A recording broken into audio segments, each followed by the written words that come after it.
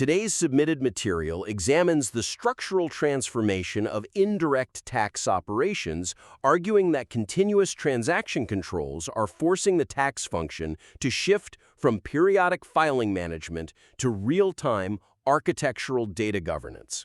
The authoritative tone on the death of the compliance calendar is honestly incredibly strong, but we really need to get straight into the feedback to elevate its operational impact. Yeah, absolutely. I'm really looking forward to digging into the actual mechanics of how this transformation happens on the ground.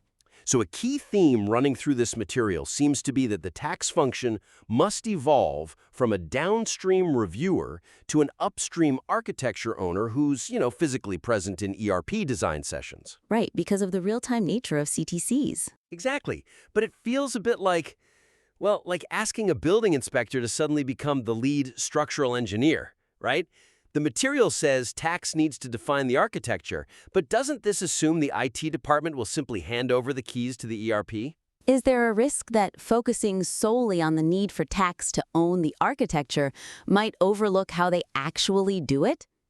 Transitioning tax leaders into architectural owners requires explicitly addressing the inherent friction and communication barriers between tax departments and IT teams. Yeah, that's spot on.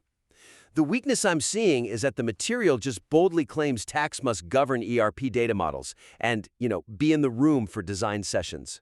But it assumes a completely frictionless integration. Right. It totally overlooks the reality that tax professionals often lack the specific technical vocabulary to challenge IT architects. And honestly, IT teams are historically super resistant to letting non-technical departments dictate core ERP data models. Oh, for sure. To an enterprise IT team, the core ERP is just a lockdown fortress. Which makes sense. Yeah.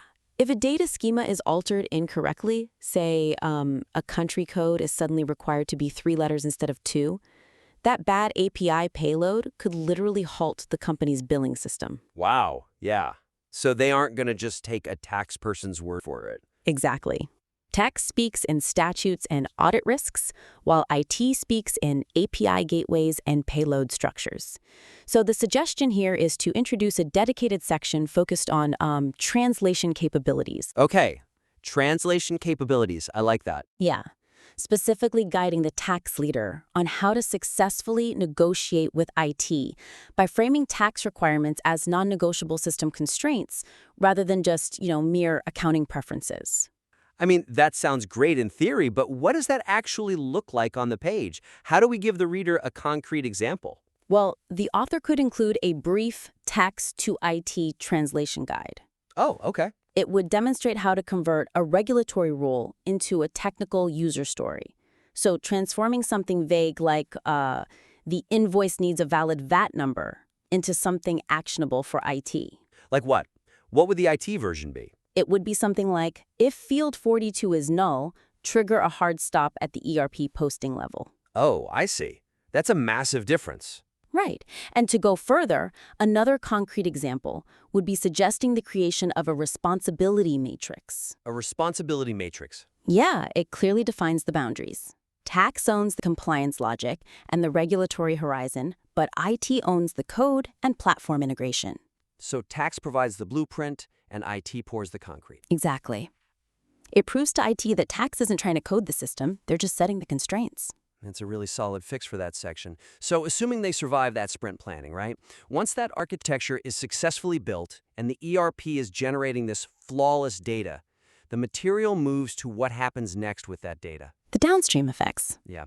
As I understand it from the notes, the argument here is that the real-time transaction data generated by CTC is just this absolute gold mine for strategic organizational intelligence. Which it is. I mean, transaction-level visibility updated by the millisecond is huge. It is huge. But wait, if the tax team suddenly starts feeding this transaction-level supply chain intelligence directly to the CFO, aren't they stepping on the toes of the chief data officer? Or, the supply chain managers who traditionally own that turf? That makes sense. But could the evidence also support a different conclusion, like sparking massive internal turf wars rather than instant organizational positioning?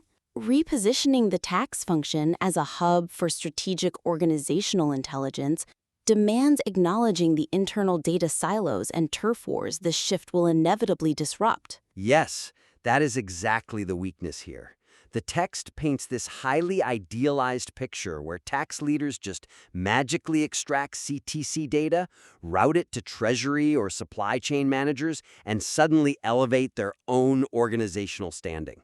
And everyone just applauds. Right, exactly. It completely bypasses the practical hurdles of enterprise data governance, privacy constraints, and the cross-functional friction of just encroaching on analytics territory owned by other departments.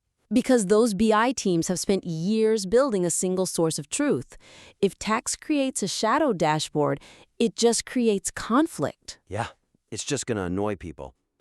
So what is the suggestion to fix this? The suggestion is to ground this strategic intelligence claim by outlining the necessary intermediate collaborative steps. The author needs to shift the narrative from the tax team acting as a lone hero dispensing intelligence to the tax team actively building a cross-functional data coalition. A data coalition. I like the sound of that.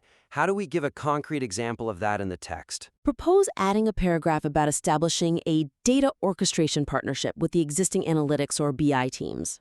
Okay, so teaming up rather than taking over. Exactly. Position tax as the supplier of the raw compliance data rather than the sole interpreter of it. You bring the pristine data stream to the BI team and let them build the dashboards. That's really smart. You make the BI team look good. Yeah. And as a second concrete example, advise the reader to start small. Don't try to overhaul the enterprise's entire cash flow strategy on day one. Pilot one highly specific use case. Like what? What's a good pilot? Well, the author could suggest using real-time CTC rejection patterns to help the accounts receivable team identifying invoicing bottlenecks. Oh, because if an invoice gets rejected by the government, the company doesn't get paid. Exactly. If you save the AR team a week of manual reconciliation time, you win a powerful ally instantly. Right. You prove the concept before you take it to the CFO. Precisely. Okay, so that covers the data politics.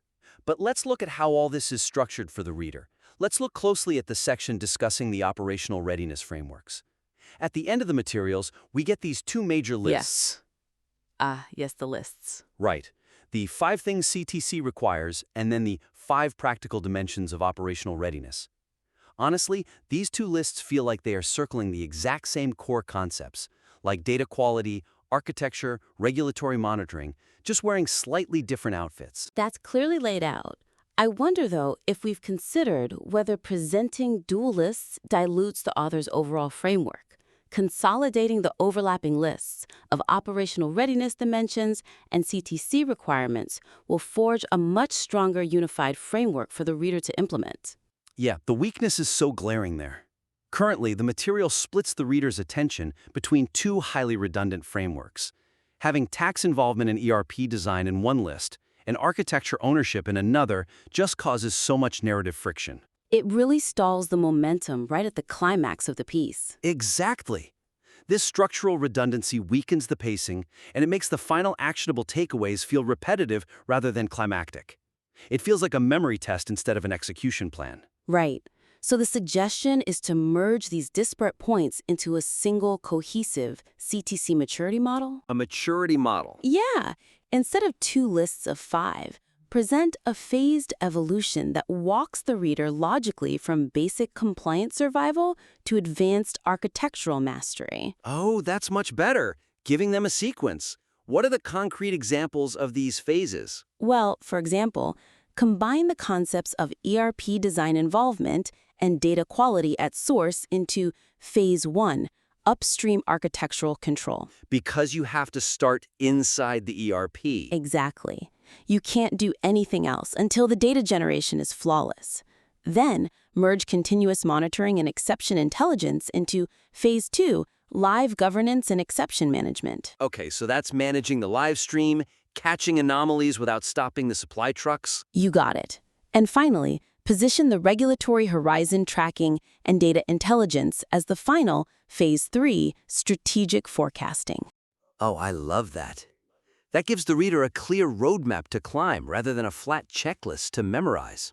It really pulls all the author's great raw material into one unified direction. It does. It totally transforms the conclusion. So, To wrap up this critique, the submission is an incredibly compelling look at the future of indirect tax, but it really needs to ground its bold IT and data claims in operational reality. Absolutely. To quickly summarize our 3 actionable suggestions, first, add those translation tools, like the responsibility matrix, to help tax professionals actually communicate system constraints to IT. Second, address the internal data governance hurdles by framing the tax team as a coalition builder, piloting with accounts receivable, rather than encroaching on other departments' turf. And third, streamline those redundant 5-point lists into a single, phased CTC maturity model. Those adjustments will absolutely maximize the impact of the author's already deep expertise. We really invite the listener to implement these structural and tactical changes, and please submit the revised material back in for further feedback. We'd love to see where this goes next.